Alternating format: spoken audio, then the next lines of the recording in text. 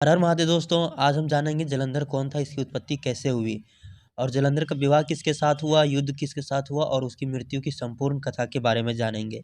हर हर महादेव दोस्तों, जलंधर को शिवपुत्र भी कहा जाता है। पौराणिक मान्यताओं के अनुसार जलंधर की उत्पत्ति शिव जी के क्रोध से हुआ था, इसलिए उन्हें शिवपुत्र जलंधर भी कहा जाता है। जलंधर की उत्पत्ति का एक मुख्य कारण यह भी माना जाता है कि जब भगवान इंद्र को भगवान शिव दंड देने के लिए महादेव ने अपने तीसरे नेत्र को खोलकर अपने क्रोधाग्नि से इंद्र को मृत्यु दंड देना चाहा, उसी समय देवताओं के गुरु बृहस्पति देव ने इंद्र की प्राण के रक्षा के लिए महादेव से अनुनय विनय किए। तब महादेव ने अपने क्रोधाग्नि को समुद्र में डाल दिया।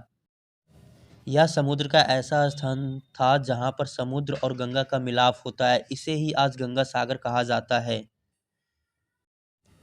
उस क्रोधाग्नि में से समुद्र में से एक बालक की उत्पत्ति होता है। उस बालक का नामकरण ब्रह्मा जी के द्वारा किया जाता है और तब से ही इस बालक को जलंधर के नाम से जाना जाता है।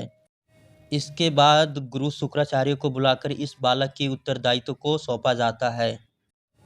उसके बाद गुरु शुक्राचार्य इस बालक की शक्तियों को देखते हुए गुरु शुक्राचार्य ने जलंधर का राज्याभिषेक भी करवा दिए। उसके बाद जलंधर का विवाह वृंदा के साथ होता है। वृंदा एक असुर की पुत्री थी, लेकिन वह भगवान विष्णु की परम भक्त थी। उसके बाद जलंधर के पास अपार शक्तियां थी और उस शक्ति का कारण थी उसकी पत्नी वृंदा। देवी वृंदा के पतिव्रत धर्म के कारण सभी देवी देवता मिलकर भी जलंधर को पराजित नहीं कर पा रहे थे और इस प्रकार से जलंधर भगवान इंद्र को परास्त करके त्रिलोकाधिपति बन गया। उसके बाद जलंधर बैंकुट पर आक्रमण किया। तब देवी लक्ष्मी ने जलंधर से कहा कि हम दोनों समुद्र से उत्पन्न हुए हैं, इसलिए हम दोनों भाई बहन हुए। तब जलंधर देवी लक्ष्मी की बातों से प्रभावित होकर वहां से चला गया। उसके बाद जलंधर ने कैलाश पर आक्रमण करने की योजना बनाया। उसके बाद जलंधर की पत्नी वृंदा की पतिव्रता को भंग किया गया भगवान विष्णु के द्वारा। उसके बाद जलंधर को भगवान शिव के द्वारा जलंधर का वध किया गया और पूरे संसार में शांति स्थापित किया गया।